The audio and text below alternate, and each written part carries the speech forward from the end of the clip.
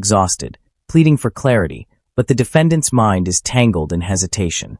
Every second stretches, heavy with uncertainty. This is no ordinary hearing. This is a man wrestling with the weight of his own destiny. A public servant, which would normally carry with it on a third-degree felony, if convicted, no less than 2 nor more than 10 years confinement in prison, and a fine up to $10,000 could be assessed.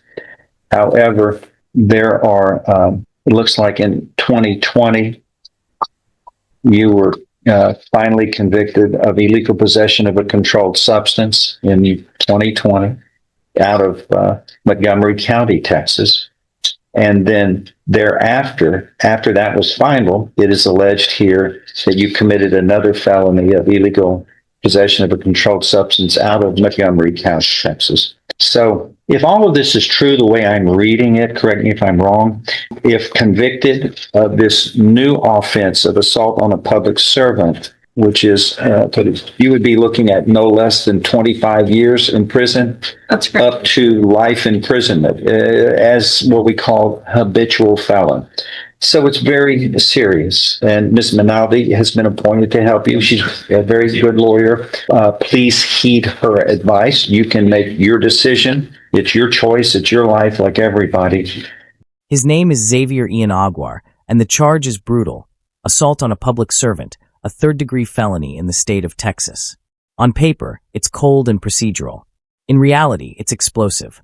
The judge reads out his past like a grim record of survival. Drug possession, prior convictions, a pattern the system knows all too well. But this time, the stakes are far higher. If proven guilty again, Xavier isn't just facing time. He's staring down a minimum of 25 years behind bars. The judge's words hit like hammer blows. You are what we call a habitual felon. The room seems to shrink.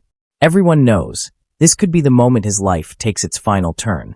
But she gives very good advice and works hard for her clients.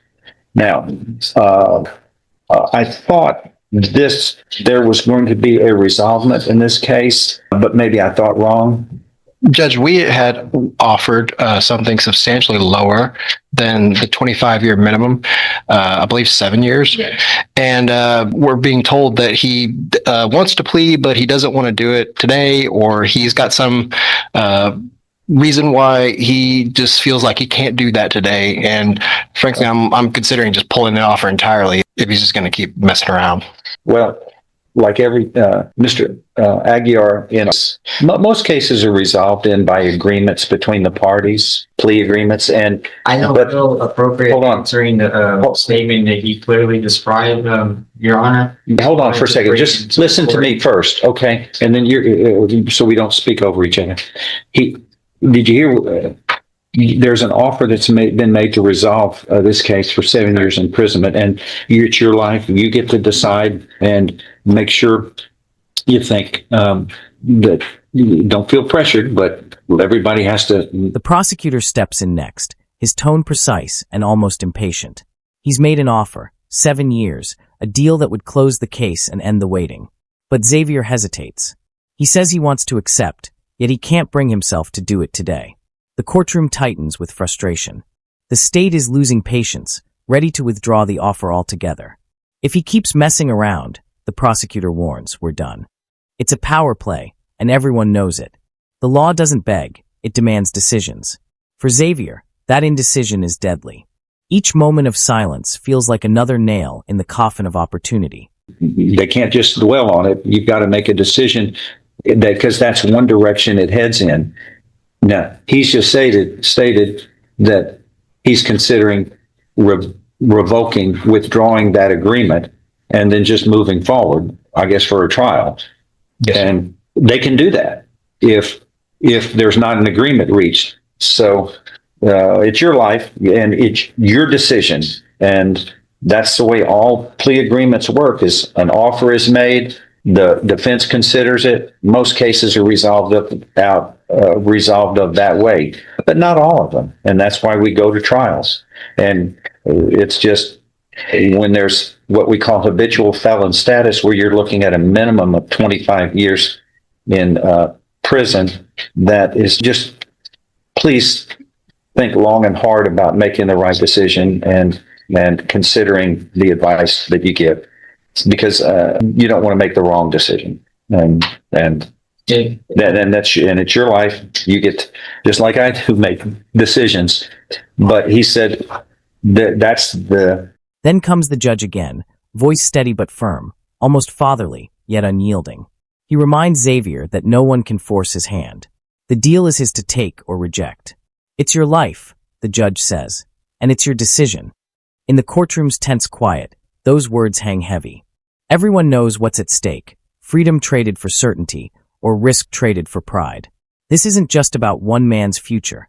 It's a glimpse into how justice bargains with human fear. Most cases end in plea agreements. Few ever see a trial. But sometimes pride, confusion, or a flicker of faith pushes a person to gamble everything. Xavier stands right at that edge. Offer that's on the table. I think Ms. Minaldi has discussed that with you. Just let me know now, because this is the time. This is going on a year since this was indicted. What do you want to do? Do you want to accept that offer, or do you want to go, which is your right, deny that offer, and then we'll just set it for trial? What do you want to do today? It's your choice. I would just say, I want to accept the offer under not guilty. Sorry. So He wants to accept the plea offer by pleading not guilty. You mean no contest? That's a no contest is what some people do, where they are pleading no contest to it and accepting the punishment, and then the court will make findings based upon evidence that's presented that I would never find anybody guilty unless the court or the fact finder, the jury, determines beyond a reasonable doubt. But some people don't like to plead guilty, but they will accept the responsibility, plead no contest. He finally speaks, softly, uncertainly. Can I accept the offer under not guilty? The words don't fit, and the courtroom stirs. The judge clarifies, that's not how it works. You plead guilty, not guilty, or no contest. No contest, a strange middle ground, where you don't admit guilt, but you accept punishment. For some, it's a way to face judgment without surrendering dignity. For Xavier, it's confusion mixed with desperation. The legal jargon wraps around him like chains. The judge, patient but stern, breaks it down line by line. Justice, in this room, isn't swift, it's painfully deliberate. And if that's done, it has all the legal effect. It works like a plea of guilty, only it cannot be used against you in any other legal proceeding, like a civil suit against you. If somebody sued you, for example, out of this, that's the big difference. But some people, it's rare, but some people plead no contest, and evidence is presented to support the elements of the crime, and the court finds the defendant guilty and moves on if there's enough evidence. And generally, there's always sufficient evidence. But there are three pleas that can be made: guilty, not guilty, or no contest. Guilty and no contest will dispose of the case without a jury. Not guilty, unless you want the judge to make the decision, we will put it on a trial, set it for trial. And then the state is inferring that you're going to be looking at a minimum 25 if convicted. Time stretches and compresses all at once, the seconds dragging yet accelerating as tension coils tighter in the room. The judge delivers the options one last time, each word sharp and deliberate. Guilty, not guilty, or no contest, a trio of doors leading to completely divergent fates. To plead guilty is to accept the deal, a fixed 7-year sentence, a contained end. To plead not guilty is to gamble everything, risking decades in the shadow of the law. Xavier pauses, caught between instinct and inevitability, his lawyer's eyes silently urging him forward while he remains locked in an unyielding quiet. Then the state moves, abrupt, decisive, and the offer evaporates, leaving nothing but uncertainty in its wake. The 7-year lifeline dissolves like smoke, and only one path remains: trial, a road lined with the minimum of 25 years if conviction comes. The atmosphere in the courtroom shifts, the air thick with the weight of inevitability, As the machinery of justice clicks into motion, a relentless engine that has turned its wheel and cannot be reversed. And it's your life. You get to decide which direction it heads in. Do you want to accept the offer and you can plead guilty or no contest?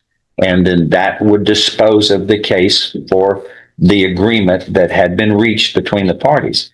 Or let's put it for trial. Your choice. What would you like to do? I know you've had a chance to think about it, and this lady's very nice. She works with defendants all the time, and she makes sure that you are clear in your understanding of what's going on here. You want to set it for trial? It will be done. Do you understand if found guilty, the minimum sentence is 25 years in prison? Do you understand? Yes, sir. All right. Judge, I'm requesting an attorney from the wheel be appointed to represent the trial. It's his choice. She can handle this trial, but it's probably. Do you want this to move quicker and get this done quicker?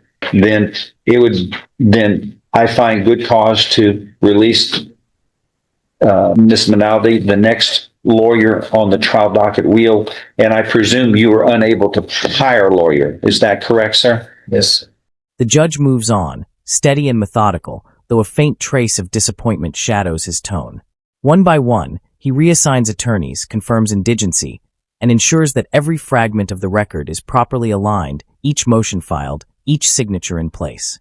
Bureaucracy hums to life, affidavits, deadlines, documents exchanged with mechanical precision.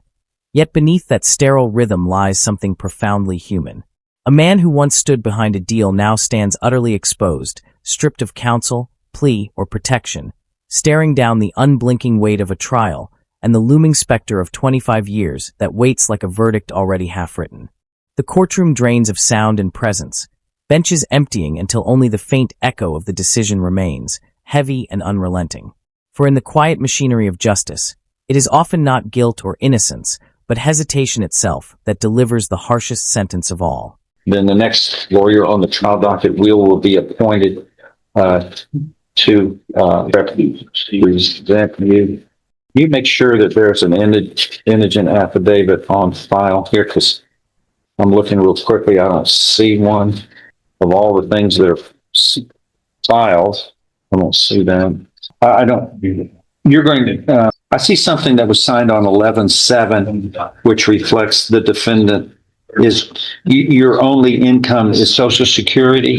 You don't even get that. It said you had Social Security of $900, but you don't even have that. You don't have any income at all, sir. The court will then find just with what's been on file that he signed is still completely. It satisfies indigency, and those orders will be made. We will set this on the trial docket as soon as possible. And do you understand? We've been talking about this. The state has withdrawn their offer of 7 years, if that's what you're going to do. Do you understand you're facing a minimum of 25 years in prison if found guilty? Now, you're presumed innocent. Sir, yes. You understand all of that clearly. And this is what you want to do. Yes, sir. All right. It shall be done, sir. Okay. It's Mr. Aguiar. And that's it for him. I've got David Booth. David Booth next, please. You'll need something around. And as the judge calls the next name on the docket, the machinery of the courtroom resets once more. Another life queued, another case filed, another story waiting for its verdict to be written. For Xavier Ian Aguiar, the path is already carved in the stone of the Texas Penal Code. He will stand trial as a habitual felon, facing not just the charges before him, but the echo of every decision that led him here. There are no cheers, no outcries of protest or pity. Only the steady rhythm of procedure, the quiet shuffle of papers, the unspoken understanding that the system never pauses. For the few who watch, it isn't mere bureaucracy. It's a visceral reminder that every act, every hesitation, carries a price that can't be negotiated away. In this vast engine of justice, mercy flickers like a rare spark, and timing becomes the invisible line between freedom and fate. One misstep, one heartbeat too slow, and an entire future is rewritten in an instant. The gavel strikes. The air stills. The next case begins.